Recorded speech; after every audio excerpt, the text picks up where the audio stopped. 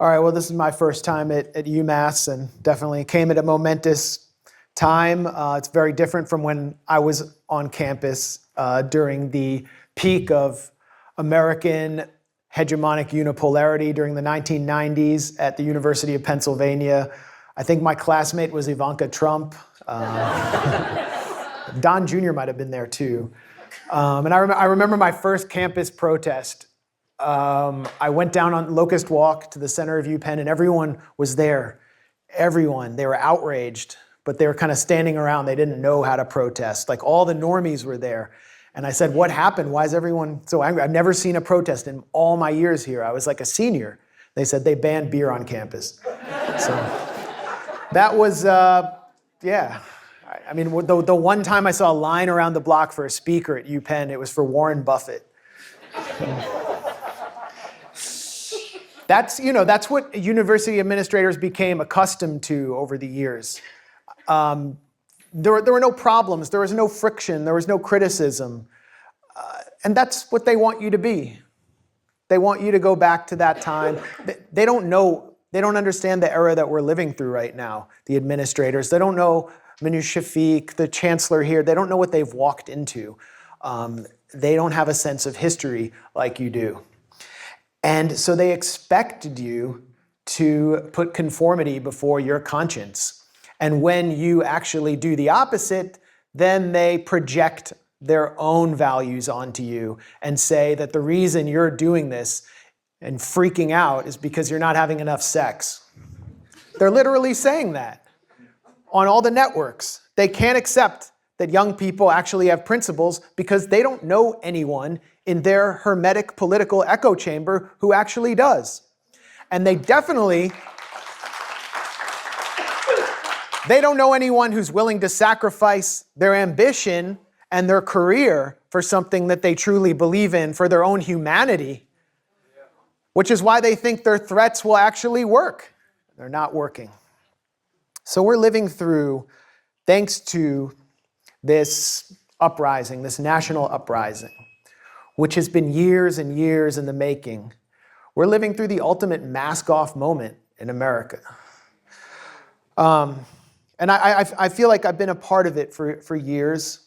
I was part of the first generation. I went on a Birthright Israel trip after I graduated from college.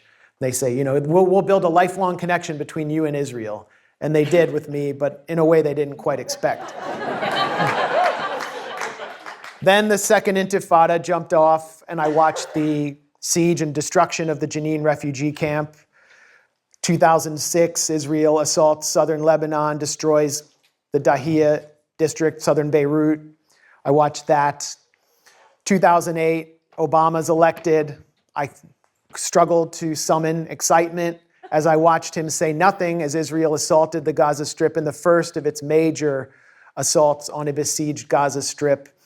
And by 2015, I had returned from the Gaza Strip, my first time there, actually witnessing the second major assault on Gaza, being under the bombing and speaking at University of Michigan's first major divestment hearing and seeing how this movement was really developing. And what we're seeing now is, I wouldn't even call it the culmination, but it is the product of so many efforts by so many students over the years.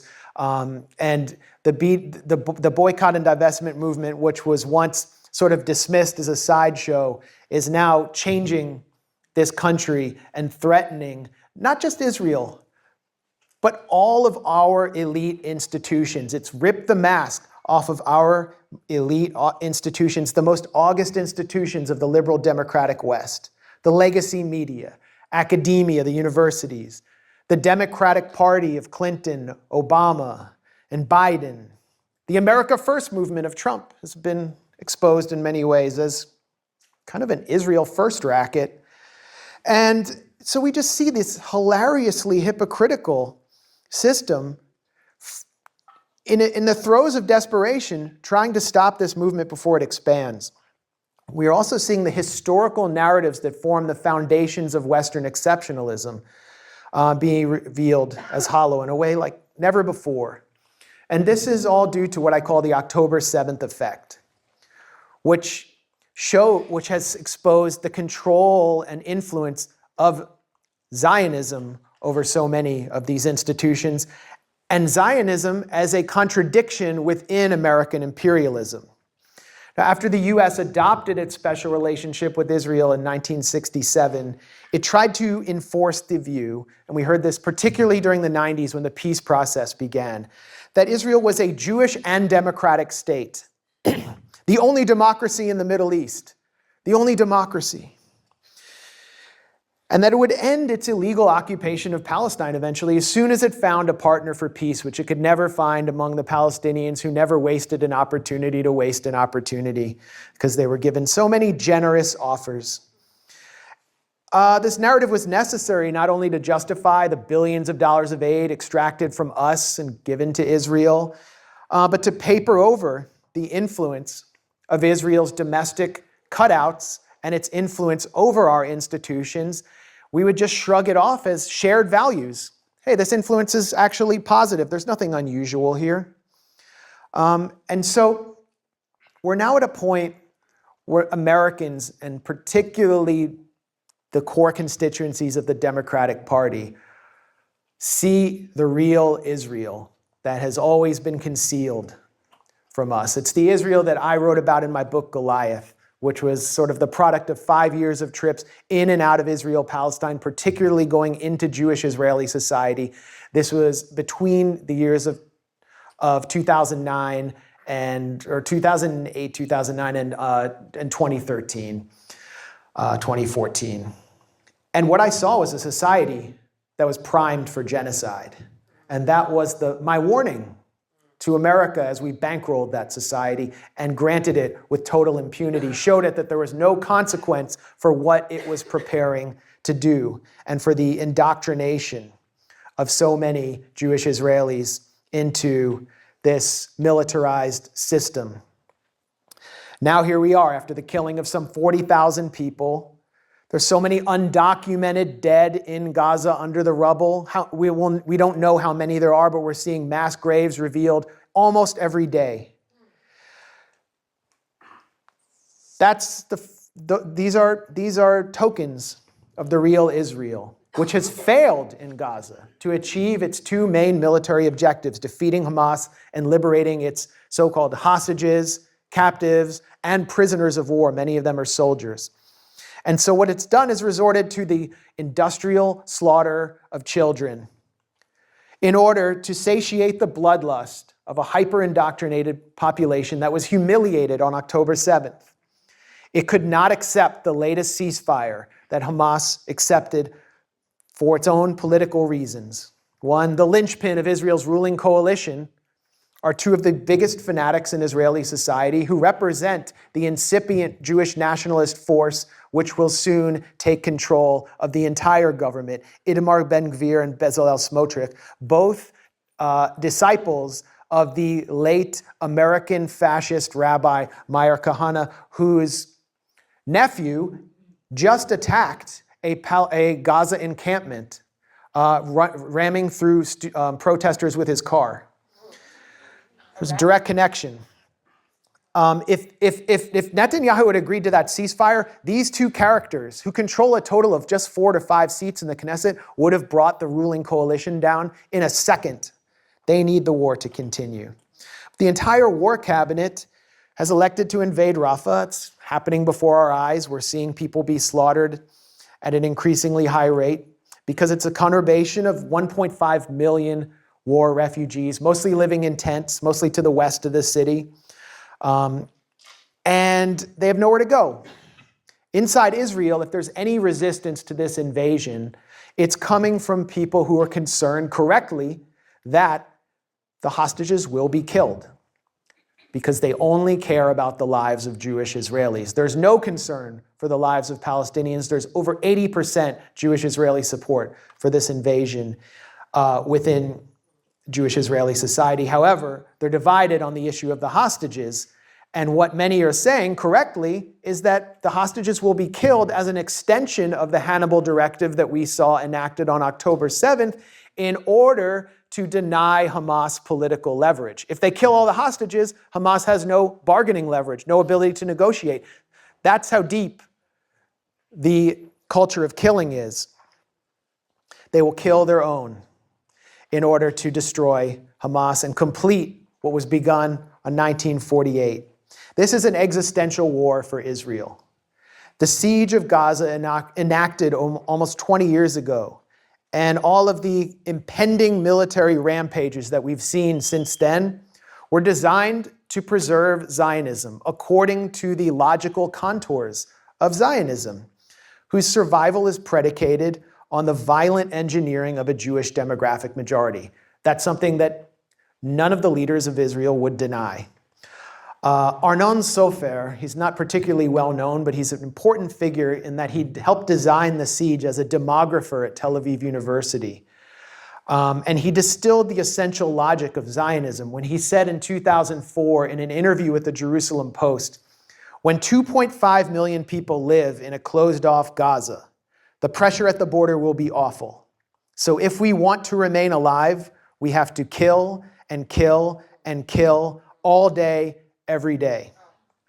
That is the logic we're seeing play out before our eyes. So this week, the vice president of Netanyahu's Likud party, Shimon Boker, said there are no uninvolved civilians in Gaza, and then directly echoed Arnon Sofer from 20 years ago. You have to go in and kill and kill and kill. And we've heard that from so many of the Israeli leaders. These are not like aberrations or fanatics. They are distilling the logic of Zionism as applied to the reality today in Israel-Palestine. What decent person could possibly, who knows the facts? I mean, you all know the facts, or most of you. I mean, those of you who are Zionist infiltrators don't, but the most of you. What decent person who knows the facts could possibly support a country that needs to commit genocide in order to survive? Thank you. I mean,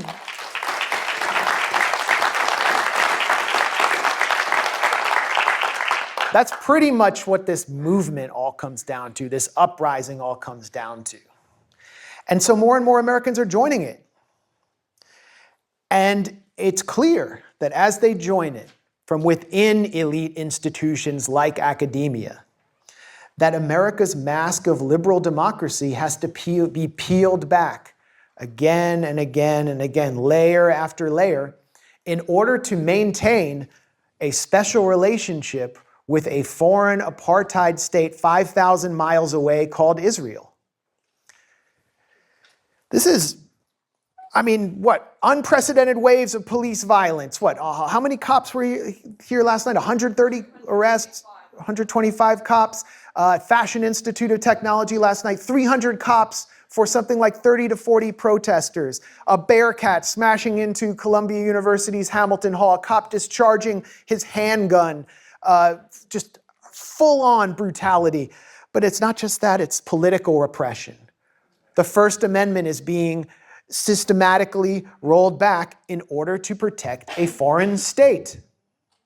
This is exactly what President George Washington warned about in his farewell address when he warned of a passionate attachment to a foreign country which would corrode America from within. So you don't have to be a radical. You could be an American nationalist and be disgusted by what's happening. The U.S. is corroding its own image, its own carefully crafted image, its own as an exceptionalist shining city on a hill, as Ronald Reagan called it. This is the source of the soft power that undergirds American imperialism and allows America to export its political project abroad. It is corroding it in order to accommodate the imperatives, the genocidal imperatives of Zionism, and everyone in the world can see it, except in Germany. And this is not something new. It's something I've been covering, been writing about, and you all, many of you for much longer have been witnessing this process. It played out under Trump. It played out under every other president. Obama may have forestalled the inevitable, even though he oversaw more disproportionate force against Palestinians than any previous president. But this is part of a historical process. But now it's reached sort of its culmination under the president who, under who I call President Puddinbrain. Joe Biden, who was hailed for his decency at the White House Press Correspondents Association dinner. Completely delusional. Who is Joe Biden? Is he, what is Joe Biden? Who controls him? No, that's perhaps, he's had he's gotten some good work done. I might benefit from whoever did his hair at some point. But we're not here to make fun of, we're not here to mock the looks of Biden. The reality is Biden, okay, he started out as a right-wing Democrat who opposed school desegregation. He comes from that background. He wound up at a fairly young age on the Senate Foreign Relations Committee. And in 1982, the Senate Foreign Relations Committee had a meeting with then Israeli Prime Minister Menachem Begin, the founder of the Likud party, sort of the godfather to Benjamin Netanyahu, who would eventually become a junior minister. And Ronald Reagan and the Reagan administration was actually furious at Menachem Begin for invading Lebanon. Reagan called this invasion and the civilian casualties caused by Israel a Holocaust. Those were his words. Everyone on the Senate Foreign Relations Committee was furious at Begin. They were worried about actually what it would do to US imperial interests in the Middle East, including getting the oil. Biden was the lone exception on the Foreign Relations Committee. He stood up in a private session, this was reported by the New York Times at the time, 1982, and told Begin, you should go in there with full force and not be afraid to kill women and children. I would do the same thing. So that was the young Joe Biden. And over the course of his career, Joe Biden, who said that if Israel didn't exist, we would have to create it, very revealing comment, has taken in more donations from AIPAC-related donors than any active US politician. There are others who are retired who took in more, but Joe Biden took in the most. And that's who he's turning to for his re-election bid. And that is why he accused you all of blatant anti-Semitism. That is why on Holocaust Remembrance Day, he accused Hamas of ancient desires to kill Jews. And if anyone knows about ancient desires, it's Joe Biden. In January, Joe Biden broke all fundraising records with a $42 million fundraising haul. And it was purely through the sheer force of his charisma and mental acuity that he did so. No, it was actually because he took in a large percentage of that at the home of someone named Haim Saban, a Hollywood mogul who is one of the top individual donor to Biden, to Bill Clinton, to Hillary Clinton, and to Barack Obama, and who said, I am a one-issue guy, and my issue is Israel. He's a literal Israel firster of Israeli heritage. His wife, Cheryl Saban, got a vanity position as UN liaison under Barack Obama because he donated so much money to Obama. She is and no offense to Playboy bunnies or anyone, but she met him when she was a Playboy bunny. She did not have a career in diplomacy, is all I'm saying. So this is it. This is what it all comes down to. Biden is controlled by figures like Haim Saban, just as Donald Trump is controlled by figures like Sheldon Adelson, who's not even alive, but who controls much of the Republican Party through his widow, Miriam Adelson, and the Sheldon and Miriam Adelson Foundation. Trump also is a vehicle for Israeli influence through his son-in-law, Jared Kushner, who was the son of a major Zionist donor, Charles Kushner, who is very close to Netanyahu. And this has been reported in the New York Times. When Jared Kushner was a boy, Benjamin Netanyahu, he was opposition leader of Likud. And after meetings with AIPAC and various bigwigs, Netanyahu would stay at the Kushner's home, and Jared would have to get out of his bed, and Netanyahu would sleep in Jared Kushner's bed. So Trump's son-in-law is literally in bed with Netanyahu. Trump's ambassador to Israel, David Friedman, who called me the biggest anti-Semite in the world, I guess I'll take it as a badge of honor. I call him the reciprocal ambassador, U.S.-Israeli ambassador. He is someone who is on the board of, actually oversees the Bet-El Foundation, which is the foundation, the charitable foundation for an illegal ultranationalist settlement in the occupied West Bank. This is a U.S. diplomat, and he's been overseeing the attempt to dislodge UPenn's administration because they are not anti-Palestinian enough. Sheldon Adelson has been the leading donor to Donald Trump. Just look at Donald Trump rolling out the Abraham Accords, and Jared Kushner is over his shoulder. Netanyahu's in the front row, and to his left was Sheldon Adelson, casino baron, and along with his wife, Miriam. It's not the only candidate that he exerts influence on in this campaign.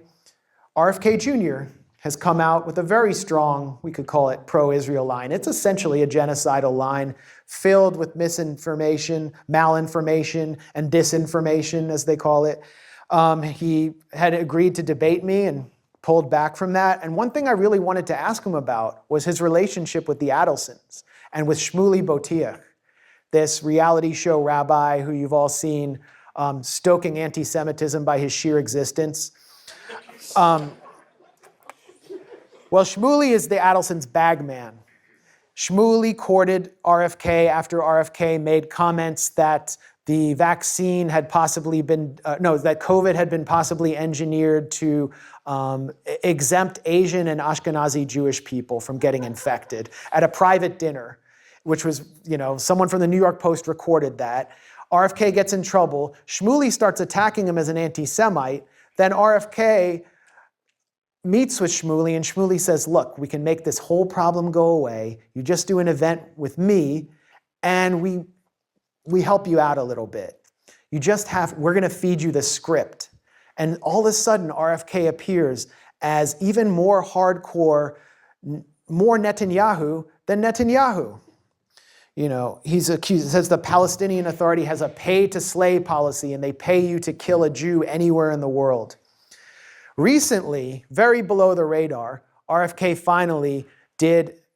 Jr. finally did an event where he was on stage with world-renowned philanthropist Miriam Adelson to raise money for Shmuley Boteach's security detail. So it's clear what's going on here. And so Trump is supposed to be the lead figure in the America First movement. America First is all about American sovereignty, protecting our borders, not getting embroiled in unnecessary foreign conflicts. Most of the America Firsters correctly opposed the $65 billion in aid to Ukraine, which was just money washing for all of the defense firms, the weapons contractors, and was designed to prolong a fruitless war. But they all wound up supporting the Israel aid, which was attached to it. So by the time this vote came to Congress, Donald Trump was found strategizing with Lindsey Graham, the ultimate neocon in the Senate, who said that America First is actually about giving all of our money to all of these other countries to project American strength.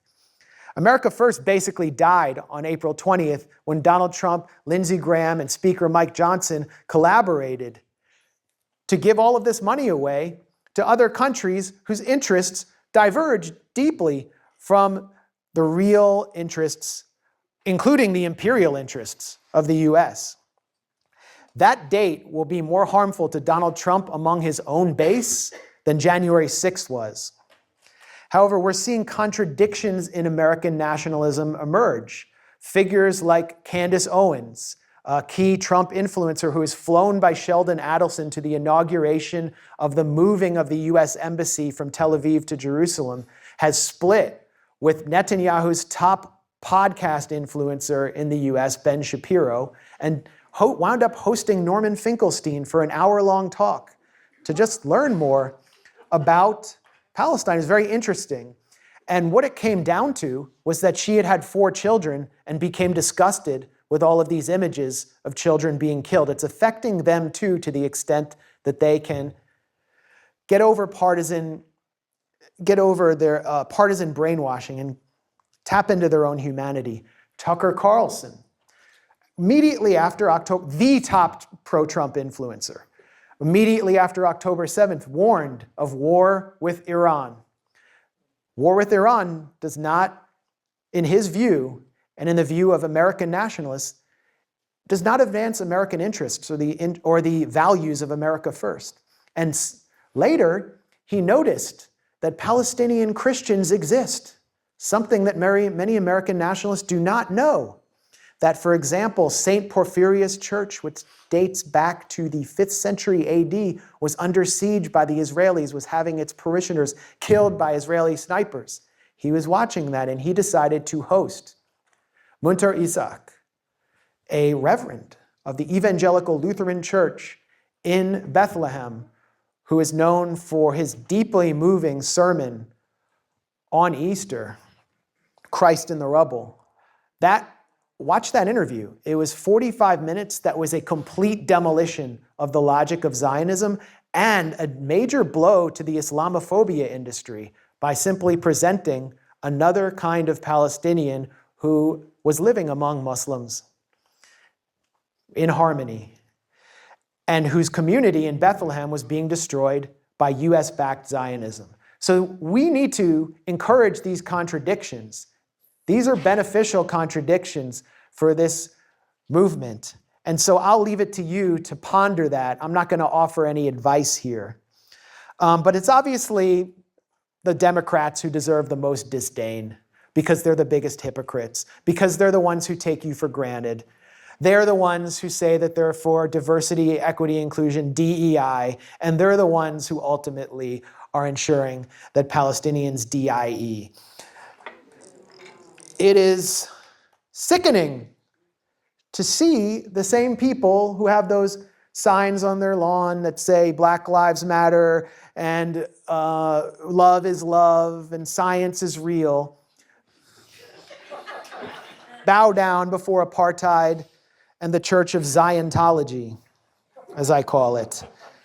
I remember I was at this event in Washington just to troll it, sponsored by Palantir and Lockheed Martin, called the Truman National Security Project. And they groom Democrats, particularly minority Democrats and LGBTQ Democrats, to get into national security positions.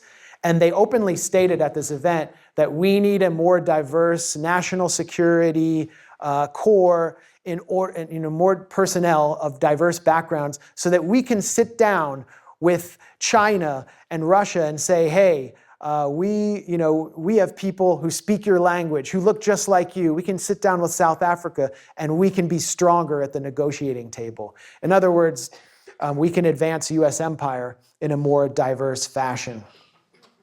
And this sort of speaks to the essence of what the U.S. State Department is about.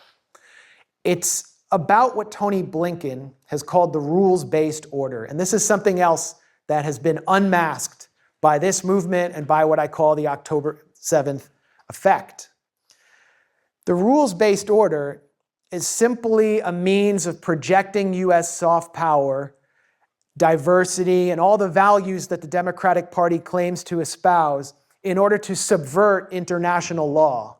No one here can tell me where the rules are written. There are no rules in the rules-based order. It's just a phrase to mean a kinder, gentler, or at least prettier and more diverse American imperialism. And it's been completely destroyed by what the U.S. has done in Gaza. I mean, I go to the State Department briefings every once in a while. It's the best unintentional comedy mic in Washington.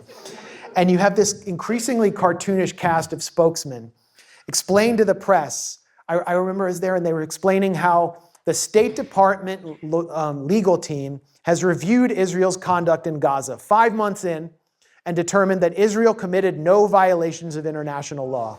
I mean, who can possibly take the State Department or the rules-based order seriously when that's what's taking place.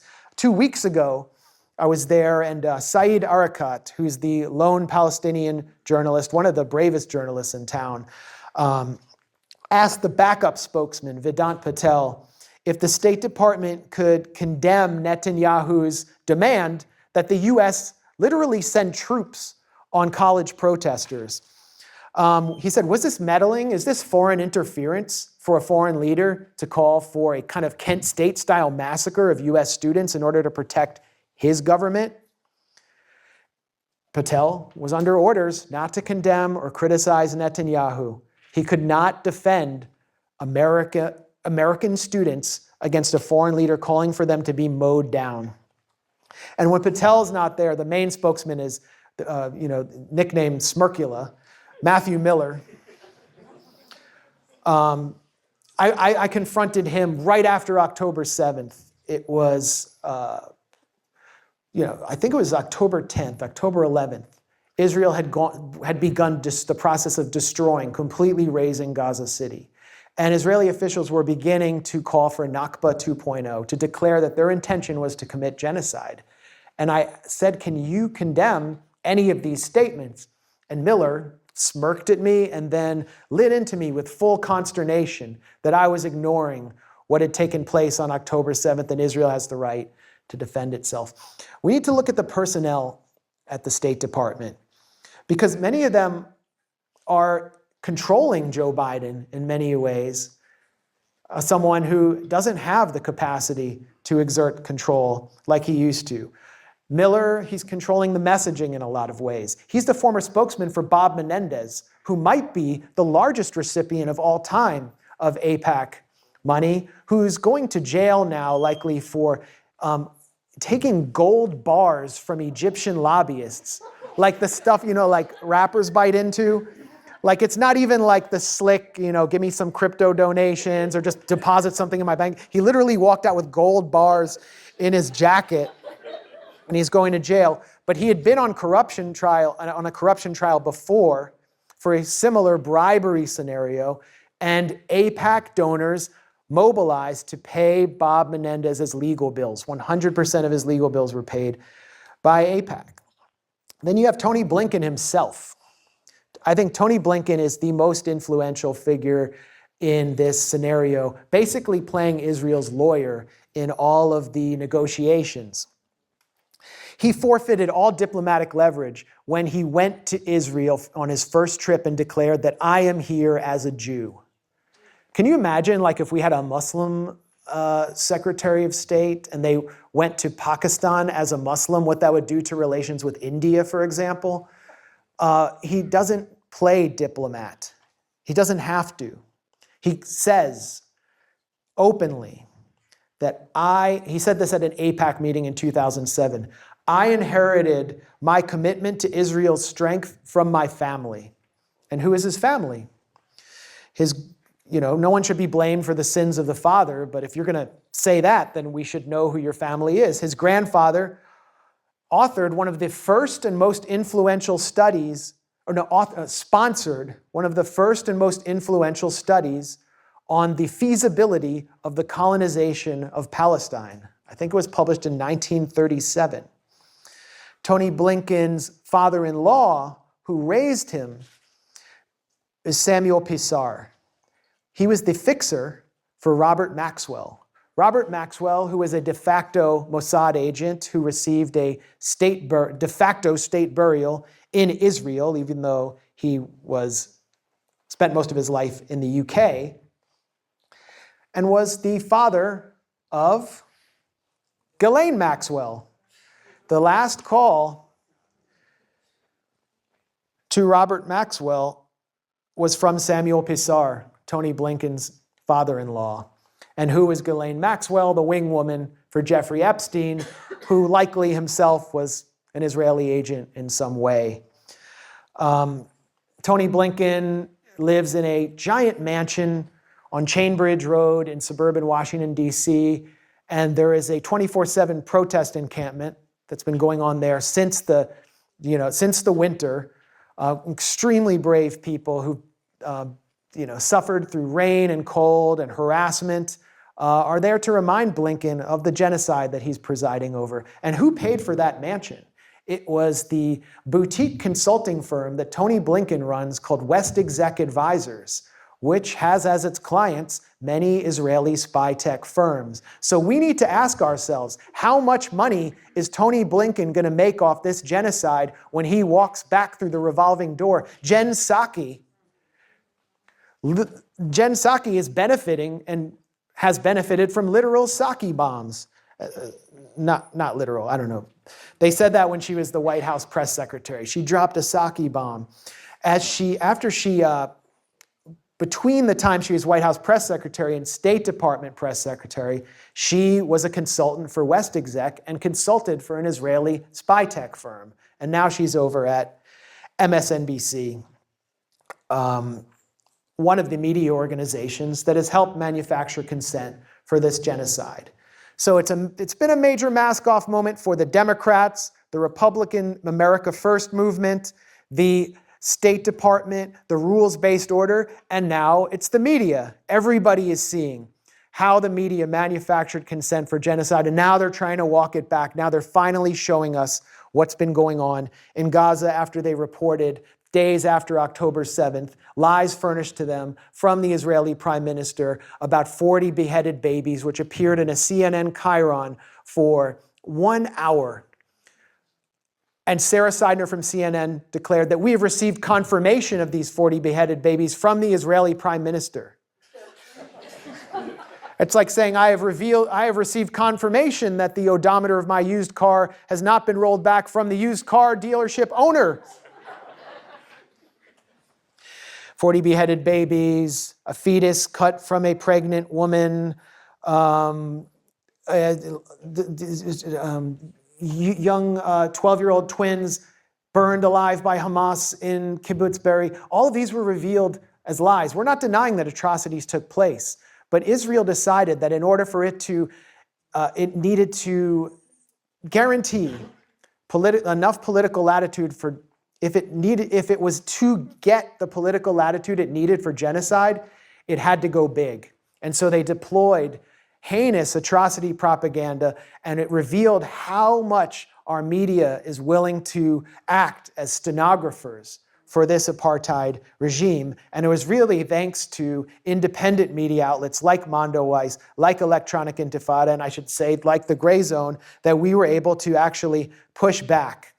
The culmination of this media propaganda festival took place on the pages of the New York Times in December, when Israel was getting desperate and it was getting disappointed that the core constituencies of the Democratic Party were beginning to lose faith in their narrative. And so they went even bigger and declared that Hamas had carried out systematic sexual violence on October 7th, committed acts of mass rape. They put forward the narrative, then they set out to find the facts. And Israeli propaganda operatives began distributing testimonies and connecting journalists with mostly anonymous figures to journalists across Western media. And that's why we see so many similarities between the various specials and front page reports that we saw, for example, in The Guardian by Bethany McKernan, or at CNN by Jake Tapper, or in the New York Times, which I'll talk about in a second. They were all so similar because they were all feeding from the same Israeli trough, and they were all duped, as we have exposed. It's now gotten to the point where that New York Times article, Screams Without Silence, which has been debunked from top to bottom with every source exposed, including with family members of the supposed victims coming out and declaring that the New York Times had manipulated them and lied. It's gotten so bad that the Washington Post finally broke the veil of silence and reported on the scandal at the New York Times, because 50 tenured professors, most of them communications, journalism professors, have issued a letter calling for the New York Times to retract this article, Screams Without Silence. They made their fall person, Anat Schwartz, who is the co-author of that article, who had never written an article before, had no journalistic experience, and had been calls for genocide on Twitter. They fired her. They didn't fire her nephew, noted food blogger Adam Sella, who was another co-author, and Jeffrey Gettleman, who previously fabricated a quote by the late Zimbabwean president Robert Mugabe and faced no consequences, has not been fired. And so the New York Times finally faced accountability, though, for articles like that, for constantly using the passive voice when reporting on this genocide. Doctor finds bodies in Rafah, that kind of stuff you're going to see today in the New York Times. They finally faced accountability when this week they were awarded a Pulitzer Prize for their coverage of Israel-Palestine, and particularly the war in Gaza. The New York Times won the Pulitzer. And guess who oversees the Pulitzer Prize? Which institution oversees the Pulitzer Prize? Columbia University. So it's the ultimate mask-off moment.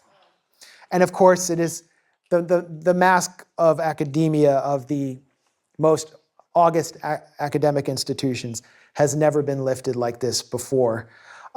Senator Tom Cotton, who is substantially funded by Zionist billionaires like Sheldon Adelson, like Paul Singer, has said that little Gazas are sprouting up on campuses across America. I don't take that as a bad thing. When I was in Gaza, it was one of the greatest places I've ever been. So let 1,000 little Gazas bloom.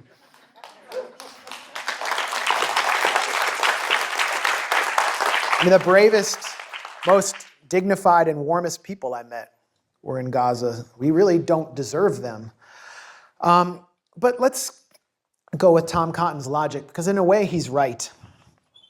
Those little Gazas, which are filled with critical thinkers across campuses around America, are surrounded by big Israel.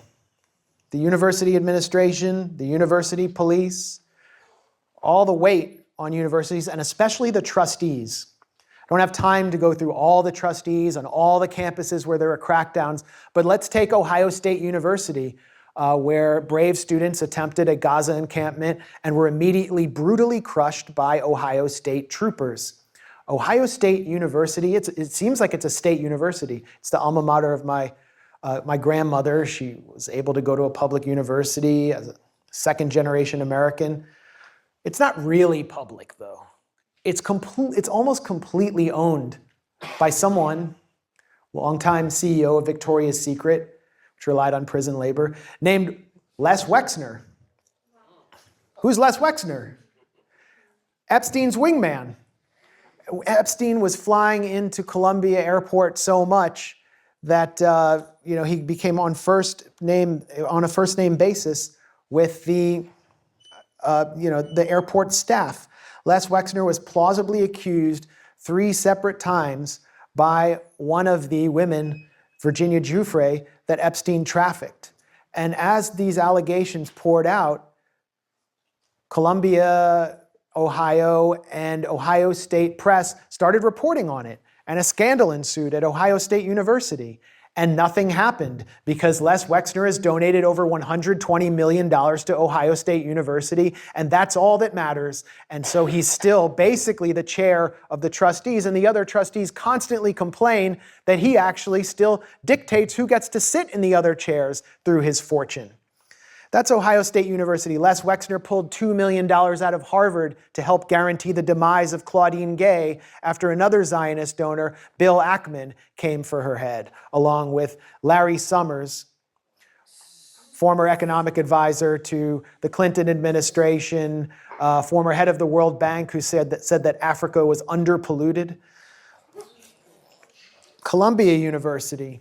Manu Shafiq is fairly new dean there. President. I think she's the first Ivy League president of Arab heritage. So she, is historic, and she therefore is sort of the perfect person to push around.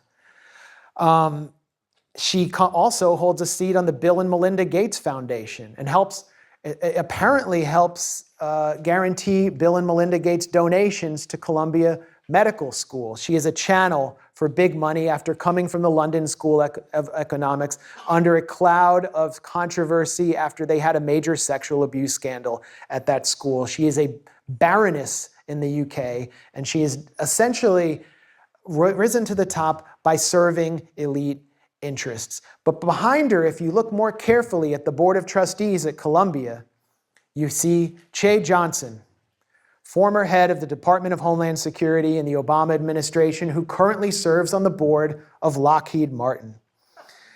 And he, according to a number of people at Columbia I spoke to, including I just spoke to a Columbia student protester who's involved in organizing, they believe he is the one sort of coaching and Manu Shafiq and managing the situation.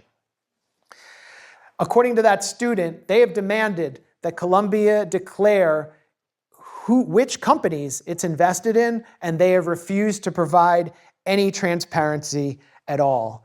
As these student protests continue, we have heard from Palantir's CEO, the head of one of the major private spying companies on the planet, at a conference yesterday of intelligence professionals and military honchos in Washington. Someone who provided targeting to the Ukrainian military. He said that these protests have become an infection in America, that they have to be stopped, and that if we don't win the war of ideas, we being the national security state, with these students, we will never be able to deploy armies in the West again.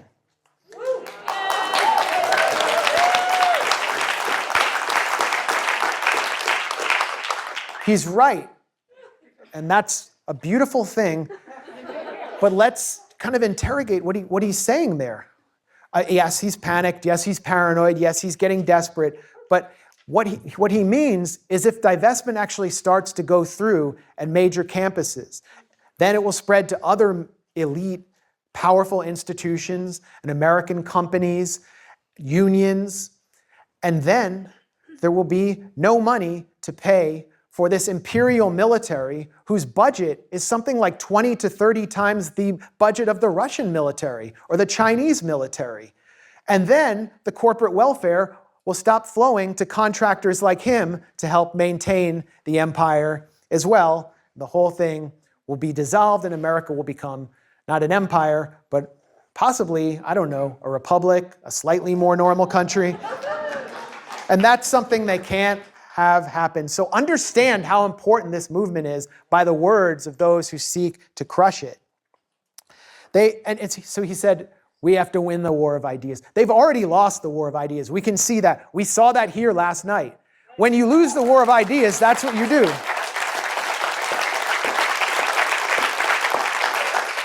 All they have left is force. That's pretty much all they have left. And so now we're seeing the mask lifted on our law enforcement agencies, which for years and years have been training with Israeli apartheid forces.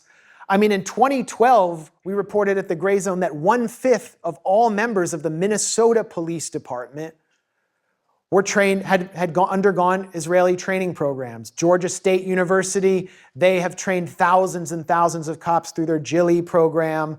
Small campus police departments in Massachusetts have undergone training by Israel. Avi Dichter, the former head of the Israeli Shin Bet, he came to the US back in 2007 for an FBI conference. He was the keynote speaker, and he said, we need to understand that what you're fighting in the US is crime-terror. Crime is terror, and you have to treat it like terror. They're trying to impose an Israeli way of thinking, an Israeli logic onto American policing, and they're lobbying police officials to think their way. I'll name and shame a few of them really quickly. The NYPD counter-terror unit was exposed by the Associated Press in 2011 for not only maintaining an office in Tel Aviv, but maintaining a so-called demographics unit. You know, the language that Israel uses towards Palestinians to monitor Muslim communities. And they were not only monitoring Muslims in New York City, on New York campuses. They were targeting Muslim students at Yale University and Rutgers University, far away from New York, who had been involved in Palestine solidarity activity. And they still maintain an office in Tel Aviv. The liaison to that office was someone named Rebecca Weiner. She was their Middle East liaison and she rose to head of the deputy director of New York NYPD's Counterterror and Intelligence Division, and was credited by Eric Adams in the day after press conference after the militarized raid on Hamilton Hall at Columbia University with helping to direct that raid. She directed that raid from inside Columbia University as an adjunct professor at Columbia's School of International and Political Affairs, SIPA. So that just shows you how compromised these institutions are, that the professors are actually part of the law enforcement system that's directly liaising with Israeli intelligence and spying on students and cracking down on them. This is shocking. It should be a major scandal. It's not, nor is the fact that police stood down at UCLA for 4 hours to allow a Zionist mob to attack those students brutally with pipes, with pepper spray, ripping older women's hair and assaulting them, and firing Dodgers Stadium-level pyrotechnics at those students. Well, they already did it at Columbia. They had 2 former Israeli soldiers at Columbia University months ago attack students with skunk spray. 15 students went to the emergency room, and did they get kicked off campus? No. Were they arrested? No. So it's that impunity that influenced that Zionist mob to attack people, and there have still been no arrests. No arrests. At the Gray Zone, we obtained a dossier that the students have sent UC campus police identifying several of those protesters. And it's indisputable evidence of their identities, yet no arrests. The LA Times today reported that the LAPD is now going to use January 6 tactics and advanced AI systems to finally identify them. It's been like well over a week. You know who they are. You can go get them. And they have hired someone as a private consultant to help oversee this process. His name is Charles Ramsey. I know him because he's the former head of the DC Metropolitan Police where I live. And basically, when Charles Ramsey was police chief, all of a sudden the police cars started going everywhere with their sirens on at all times. And I looked into why this was, and it was because he went on a training trip to Israel and learned that you establish deterrence by having the sirens on at all times. So they're bringing in a cop who was trained by Israel to oversee this process of holding Zionist hooligans accountable. At every level, we find Israeli influence, which is why no one's being held accountable. So they have force, and then they have the anti-Semitism allegation. That's pretty much all they have left. Anti-Semitism.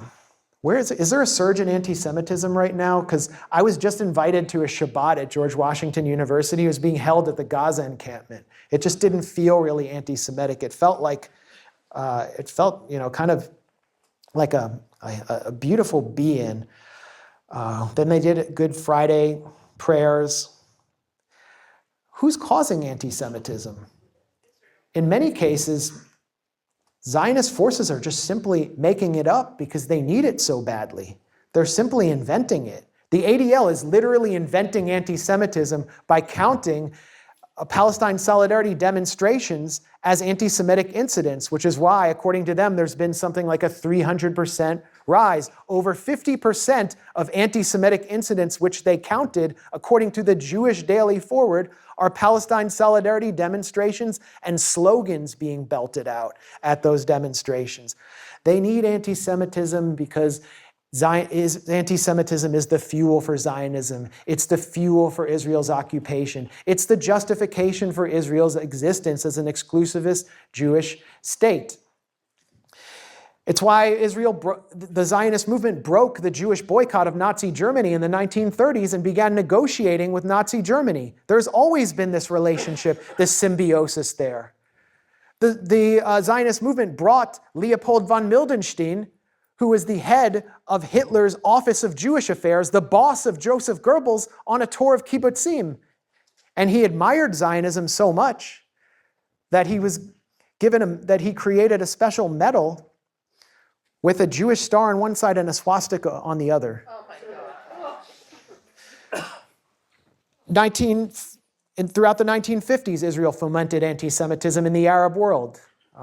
As David Hearst, the British journalist, documented in his book, The Gun and the Olive Branch, a Zionist underground movement staged bombing attacks on Jewish communal centers in Baghdad in order to compel the Iraqi Jewish community to move to Israel.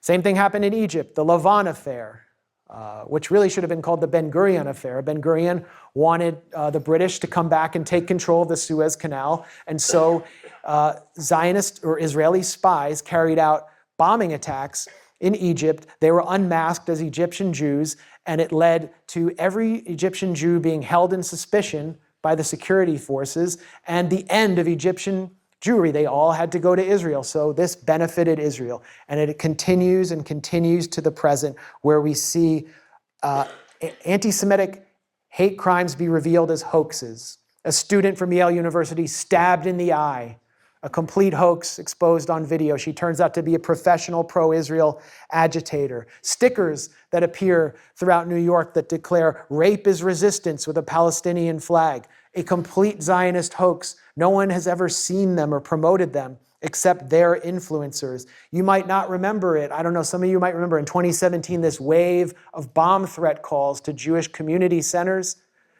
Who was arrested? A Jewish Israeli youth was arrested for those calls. Very mysterious. So anti-Semitism is actually being exposed as a weapon in order to justify genocide, which is particularly dangerous, I think, for Jews, because when real anti-Semitism rears its head, no one will believe it. And you can increasingly see the real anti-Semites are proud and believe that they're free speech heroes.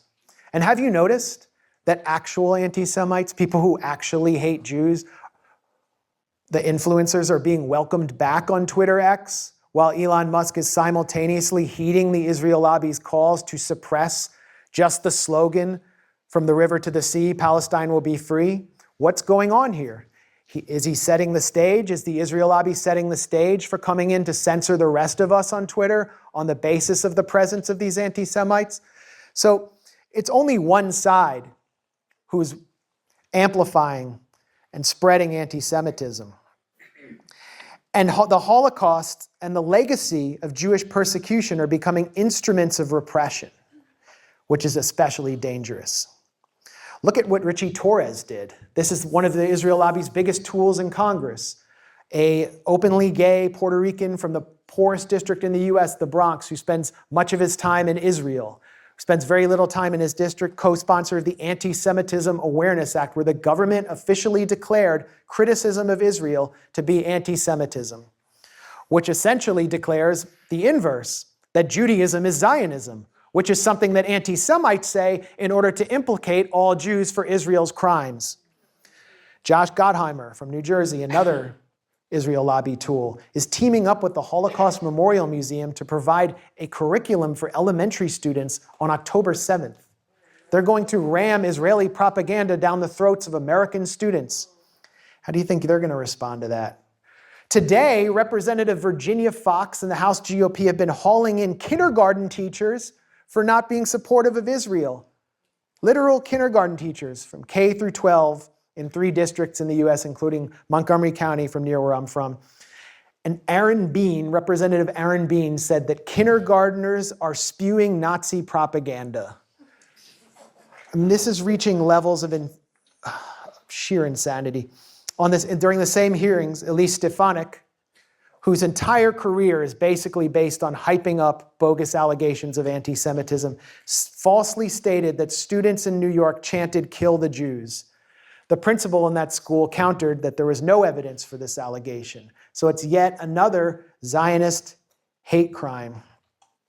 What we need to do is just simply say that we will not allow paid off Zionist lobby tools and the whining of pampered pro-Israel students concocting hate crime hoaxes to drown out the guttural cries of the children who are being scorched with U.S. weapons paid for with our tax dollars in Rafah right now. And we have to amplify those cries and ignore the hoaxsters.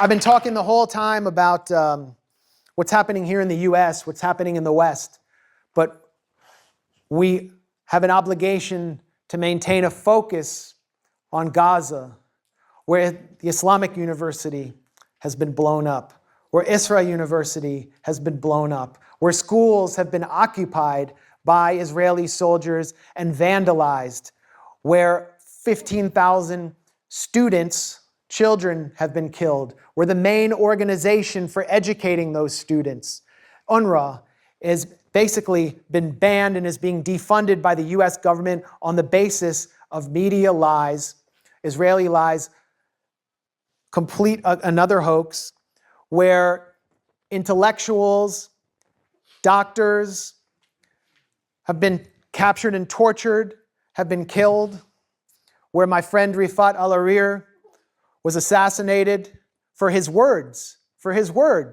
This is the message that needs to be reinforced on campuses, is that business as usual cannot continue here when these campuses are invested in the mechanisms of literally assassinating intellectuals and academics and medical professionals and students and destroying the educational facilities of an entire population. I also should note that Rifat al-Arir's daughter was just assassinated by Israel. His daughter, to whom he dedicated his compilation, Gaza Writes Back. He wrote in the dedication of that book that he hoped that one day his daughter Shaima could meet his host, his Jewish host in Berkeley, and her daughter, Viola, that she could someday come out of Gaza and meet the people who hosted him. Rifat was a special person, and his words have become they've filled the Gaza encampments. Particularly his poem, Let It Be a Tale. I got to know him before the first time I went to Gaza. I was one of the anti-Zionist Jews that he got to know, and he talked about how he had an anti-Semitic kind of mentality before because the only Jews he knew were in F-16s or operating drones, were occupation soldiers. He had no opportunity to see another side of Judaism. And that changed him. And he actually wound up bringing anti-Zionist Jews to his classes at Islamic University, where he taught English to meet his students who had never met a Jew, period, who didn't want to kill them. He's someone who should be revered, but he was someone who was demonized in a column by a former New York Times columnist, Barry Weiss, painted as a Nazi, had his direct messages fill up with threats from active duty Israeli soldiers telling him they planned to kill him. He received a phone call from the Israeli military while he was sheltering in a school with his family, telling him they were going to come for him. He went home and they assassinated him. And in his last interview with Electronic Intifada, Rifat said, you could hear bombs falling behind him. You could hear the shelling. And he was shaking. I can't tell you what it's like to be under the bombing. I could barely psychologically cope with it for just 2 or 3 nights that I experienced it. He said that they may come for me. Soldiers will come for me. I don't have a gun in my house. I don't have anything to resist with. But if they come for me, all I have here is an Expo marker. And I'll throw the Expo marker at them. I will resist to my last breath. And what he's saying is that there's something that everyone can do. And that's what you're doing here. Even if you just have a marker, you have to throw the marker. So that's all I have to say. I don't have any advice for you except to throw the marker.